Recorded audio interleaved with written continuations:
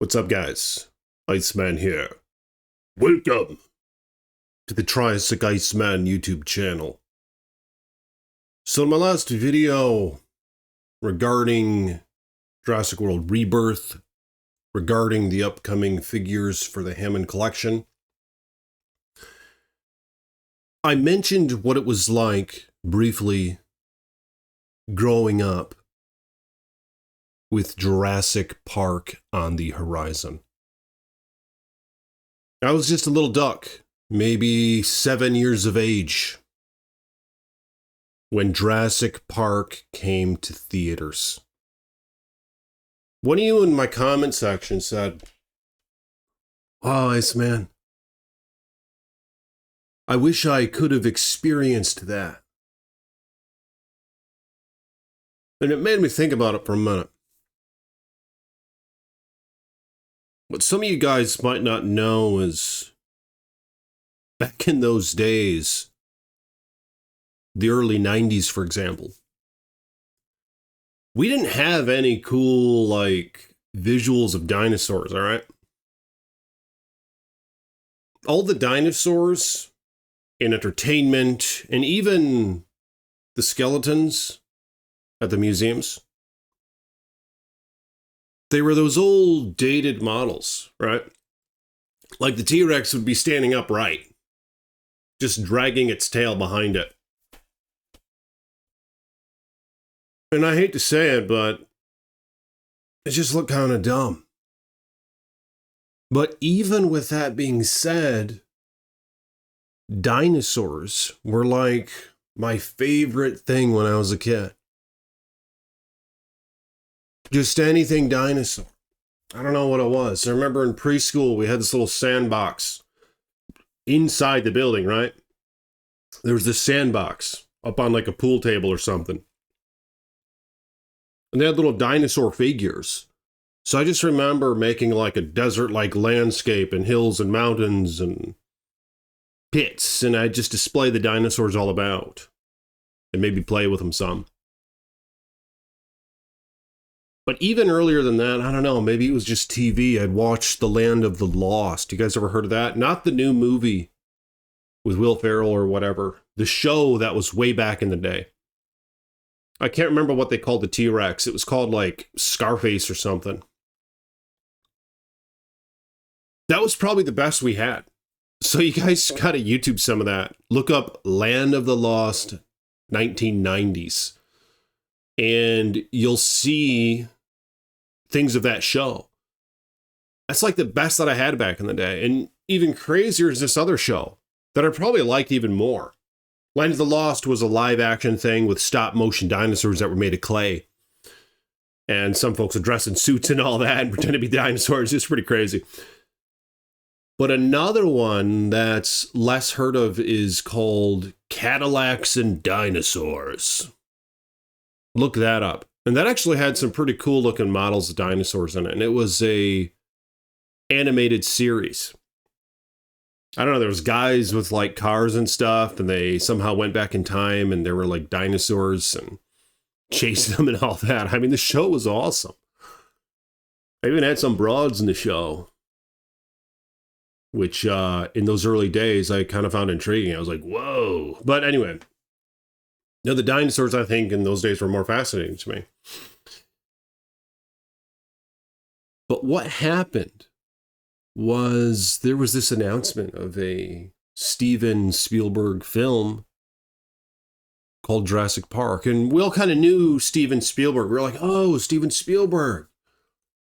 Like, oh, he's the one who made E.T. And I didn't like E.T. I was always grossed out by that. But I mean, he made other things, right? Didn't he help produce Indiana Jones or something? I mean, he was already quite known. I mean, he was very well known. But they're like, oh, yeah, he's going to be making this Jurassic Park, and it's just coming out to be amazing. And then there's like the articles on the newspaper, not the newspaper, but just the magazines would say this stuff, right? Like you go to the store and you'd see magazines. Like this was before I even had the internet. I mean, maybe we just got a computer in the house and we had some dial-up. I don't quite remember. I don't think when Jurassic Park came out, we had internet in the house, come to think of it. So you'd like be at the grocery store with your mom, right? I was like 7 years old, and you'd see all these magazines. Magazines were a really big thing back then. You'd have these shelves that were just full of magazines. Obviously, because there wasn't the internet. And their covers would always be intriguing. So one of them had like Steven Spielberg on it with dinosaur bones behind him or something. And it was called Jurassic Park. And I was like, wait, what? So what's this going to be like? Is that going to be good? And then it was based on the Michael Crichton novel, of course, which I didn't read at the time. And these were the days when I was watching Land of the Lost. I was watching Cadillacs and Dinosaurs. I was playing with my little dinosaur toys that stood all upright and were like blue and pink and purple, and they just look kind of dumb. But I still loved them, and I'd have like G.I. Joes, and I'd have them eat the G.I. Joes and stuff, right? Just love dinosaurs. And probably the closest that I had to them in terms of film, as strange as it is, was Godzilla. I had a buddy who was a big fan of Godzilla. He had Godzilla figures. And I looked at them and instantly I thought, oh, dinosaurs. It's like, I mean, I know they're not dinosaurs, but they're like inspired by dinosaurs. These are pretty cool. And I was like, oh, Godzilla, he looks kind of like a T-Rex, even though he's quite off. But I'm talking about the early 80s version of Godzilla, and even the original Godzilla. When was that? 1959, 57, something like that. The film came out. I was like, oh, he's like a T-Rex kind of. So I kind of liked Godzilla. That was like the best film dinosaur experience that I had growing up, was watching Godzilla, as crazy as that is. My buddy would just show me the Godzilla movies, and I'd watch them and be like, oh, look at Ghidorah. He looks like a dragon. That's cool, but dragons are kind of like dinosaurs. And then Rodan. I was like, no way. It's a pterodactyl. It's a pteranodon. Whatever. Flying reptile. Kind of like a dinosaur. I loved Rodan. Rodan's like my favorite one. Because of that reason. Ever since I was a little duck, I would look at him and be like, no way, this is a freaking dinosaur. I mean, that was before I knew pterodactyls were flying reptiles, not technically dinosaurs. But I mean, come on, they live in the same time and all that, right? But wow. But you guys just wouldn't believe it. What happened then when Jurassic Park was announced? Like, I was like, what is this? Well, I was like, whoa, this is like an adult movie. I was like, you kidding me? Like, this is before I saw a trailer. I was like, are you talking about like this is like an adult movie with dinosaurs? They're like, oh, it's going to be scary. It's going to be PG-13. Oh, they're going to kill people. I was like, whoa. Because I'm watching Land of the Lost, and Land of the Lost, like, nobody ever really died. All right. They just lived in some little tree house back in time, and they'd have all these interactions, close encounters with dinosaurs, close calls, but like no one would ever die. You know, like the shows were kids. It wasn't like blood and stuff. They just like run away from the T-Rex and hide, and little monkey would save them or whatever. So I was like, no way, this is going to be an adult. And I'm like, oh, am I going to be able to watch it? And I was like, am I going to want to watch it? And then like the merchandise. I remember my dad in those days would go to McDonald's a lot, all right? I mean, my dad's still around, and he probably still goes to McDonald's sometimes, but back in those days, it wasn't as bad. I mean, it's still pretty bad, but he'd go to McDonald's, right, for his on his break. Like, he owned a business, and he'd go on his breaks. He'd take time off, go to McDonald's, you know, come home for lunch sometimes. And he'd bring back, like when Jurassic Park was coming out, before it released in theaters, he'd bring back these big cups, and you can get them on eBay, I'm sure. Those big plastic cups with the artwork of the dinosaurs on them, and like Grant and Tim and Malcolm and Hammond and Ellie and all that. And the kids, right? It'd have these artwork depictions of like the Brachiosaurus, and this beautiful artwork, like it's kind of stretching around the cup, like with its neck. And then like Grant would be up in the tree or something, and like it'd stretch its neck around the tree. And just these really cool art depictions of the dinosaurs. And they had the T-Rex, they had the Velociraptors, they probably had the Triceratops. They had like all these dinosaurs on these cups. So you could like collect them and be like, oh, I have the T-Rex one. Oh, I have the Brachiosaurus one. I wish I would have still had those. I should have saved them, but I was looking at these cups. It's like, no way. It's like, these are dinosaurs. And I was like, these are real dinosaurs because they look so cool. You know, they did so much work in Jurassic Park. I mean, part of what I loved about that film, and I read this later in like a National Geographic article on Steven Spielberg, the behind the scenes stuff that I've seen. The people working on Jurassic Park would actually study real animals. They'd see how they move and stuff, right? And how they act in their environment, how they act around other animals. But most importantly, I think the physics of them. And then they sort of expanded on that in their creativity and be like, okay, what would a dinosaur look like when it moved? Right? Like today, with all the CGI crap, you have like these big movie monsters and animals and even dinosaurs in the recent Jurassic Park films. They look like they're made of jello. You know, they look like they're like a thing in a parade that's just kind of floating through the screen because these people didn't do the studying. They didn't do the research. They didn't put in the effort like what they did back when Jurassic Park was released. That team was serious, and they were artists. They were physicists. They were mathematicians, you know? There were archaeologists working on it. I mean, they had all these teams making these dinosaurs to be something that we could imagine to be real. Yeah, some could say, oh, that's not how they looked. So they had feathers and shit all over them. But that's beside the point, right? More being is the way that they moved and how they fit on, you know, like with gravity and stuff and how their proportions are. It all factors into the believability of things. And I think all that's lost today in the Jurassic World films. It's like they just outsourced it. They're like, let's just have somebody else do it far away for cheap labor, and they could just CGI all the shit in. You know, and like, they didn't hire the people who study animals, right? They didn't hire the physicists, right? They didn't hire these folks to work together and be like, okay, well, how would a creature this size move? You know, like how they would with they'd study lions and elephants and giraffes, and they just see how they moved and stuff. And they tried to do the calculations, you know what I mean? How does the weight shift when they move? What's the weight distribution like? How could we make this believable on screen? And you could see that in everything. I mean, even the artwork of them, because that was all integrated in the model of the dinosaurs. And I remember reading articles, like in a magazine or something, before the film came out. Oh yeah, look at how the dinosaurs stand. They're like, oh yeah, the T-Rex is standing upright, is how they'd say it. With its tail upright. Utilized as balance. And they're like, yeah, scientists and archaeologists, paleontologists, I think, my bad. Paleontologists would say this is how they probably actually stood up. And they integrated that into everything. The brachiosaur doesn't have a dragon tail either. It's nice and, you know, it's this balance, like what you see with a squirrel or something. Right? And squirrels, their tail, it uses it as balance. Like they run and the tail's like kind of parallel with its body, right? Boom, boom, boom, boom, boom. And it shifts it around when it jumps and stuff to use it as momentum and balance. So all of a sudden it was becoming believable. I was like, whoa. And I started visualizing these things differently. I was like, I thought the dinosaurs like dragged their tails around. And they were like just some ancient form of evolution or something, right? I mean, whether or not that's the case, I don't know. It just seemed like they were dumb and primitive, but this brought them to our world. It's like, no, these things were sophisticated.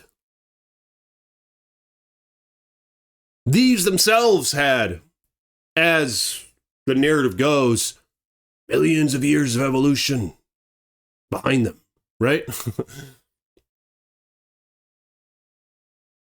It's kind of the depiction of the film and the theory and all that. But I'm just saying, they were believable, man. And all of a sudden, the T-Rex was something living and breathing. It was like, and I'd look out my window and I'd be like, oh, I can imagine the T-Rex walking down the street now. And how fitting it is in our world. The brachiosaur looking on, with its tail swaying behind it like a cedar, right? Like for real. Jurassic Park brought these things to the next level and beyond. I mean, they like made a new level for them. And you know what? When the trailers started to hit TV, I was like, are you kidding me? But they would barely show the dinosaurs. See, it was so suspenseful. I mean, I don't even know if they showed the dinosaurs. Not even kidding you guys. Before the film was released in the theaters, I don't really know if they even showed the dinosaurs in the trailer. We should try to look this stuff up on YouTube. But it was just so suspenseful. You could see like the shadow of them, or like the amber, or the skull, the T-Rex skull, the Brachiosaurus skeleton. You know, you like see this stuff just in anticipation of the trailer, and you're like, these are going to be good. You're like, this is going to be so good. This film looks, it's put together so well. They're going to get the dinosaurs right. And you'd see the art of them and stuff. You'd see them in the magazines. You'd see the T-Rex standing upright, that nice Stan Winston model where it's like running, and it's like, no way. It looks like a bird or something. It's lightweight, it's agile. Well, it's not lightweight, but it's agile. You know? Use his tail as balance and momentum. It's like a lizard, it's like a bird, it's like something in between. It's like, this is real. This is like something that could be in our world. Yeah, Jurassic Park made the dinosaurs come to life. Not kidding you guys. And you watch it now. The dinosaurs in Jurassic Park are more believable and realistic, seemingly, than what we get in Jurassic World. All right? I'm not really trying to knock on Jurassic World and Fallen Kingdom and Dominion, or even Rebirth for that matter. But I'm just saying, they put so much work into those, and the computers were like the size of freaking cars back then that had to do all the processing and rendering. But of course, they blended CGI with animatronics. And more importantly, they did all that research that I mentioned. Yeah, today, okay, they're bringing animatronics back, and they're blending it with CGI. But still, you gotta study the damn physics of these things, right? By these things, I mean the closest things that we have to them today, like other animals, and integrate that into your visualization and enactment and how you make these things come to life on screen, you know? Bring back the old folks, man. I mean, I know Stan Winston's gone. So is so is Michael Crichton, but get some folks who study animals working on these things, you know? Look, I'm seeing the trailer in Rebirth, and it's kind of the same thing as Jurassic World. It's like, oh, these things look like jello sloshing around. It's like, it doesn't even look believable. I mean, it's not that bad. Maybe I think Rebirth is probably going to be the better of the recent ones in terms of believability, but we'll see. Like suspending your imagination, right? And just being like, okay, we can make this work. You know, could make this, I can imagine this thing walking down the street. But you guys just, I mean, what it was like growing up with Jurassic Park coming out. Like I said, dinosaurs were my favorite thing back when I was 7 years old. And Jurassic Park brought it to a whole new level. And you could just imagine them in your own world then. And I remember I started buying the toys, like before the film even came out. I think we got like the Dilophosaurus, the Velociraptor. Look at this. Here's a bull T-Rex. It's from the Lost World. But I had Red Rex when it first came out. I had Red Rex before Lost World even came out. I lost it. I don't have it anymore, unfortunately. I have a Thrasher T-Rex in there. I have the brown Velociraptor. I have the little Dilophosaurus and the electronic Dilophosaurus, but from JP1. Then I have the Kenner stuff, Series 2 and all that, Series 1. But wow. And then the games, right? Oh, this even came out. This came out. You guys got to look up this game. Trespasser. Jurassic Park. The Lost World. It was after The Lost World came out in theaters. They made this game, and it is just something else. Look at this. It even has 3D dinosaurs. It's a first-person game. I hate to say it, this is the best Jurassic Park game that there is. It's kind of like Half-Life. Like, the physics is all... They tried to really do something with the physics. Like, you control the girl's arm, and you can pick stuff up and throw boxes and all that.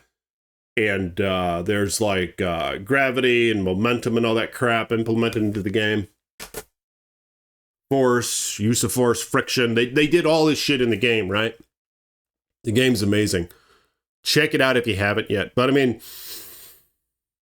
yeah, I mean, when that came out, I got the toy, and when I saw it in the theaters, my dad took me, and it was like in June or something. I was young, you know, like I said, I was like 7 years old, and it was PG-13, so I wasn't really supposed to see it, I guess, without maybe parental guidance. I don't know. But the recommendation of age to see it was 13, but my dad took me to see it because he knew how much I loved dinosaurs. I hate to say it, I fell asleep. You know, there's a lot of talking at the beginning. I was a little kid. It was late in the night. It was late in the evening. I fell asleep. But I woke up during some of it. Maybe I was scared. I can't really remember. But what mattered more, I think, was getting it on video as I was growing up and then watching it and be like, no way, this is so awesome. And the anticipation of the Lost World, something has survived, and the advertising for that.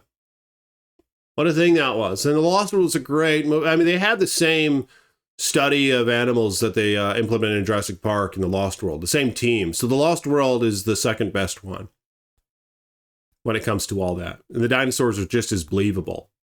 When you see different angles of them, far shots of the T-Rex in the Lost World, when it like picks the tent up when it's on its head, and it chases them down a little creek into the waterfall. I mean, yeah, the Lost World, like those they did it right there as well.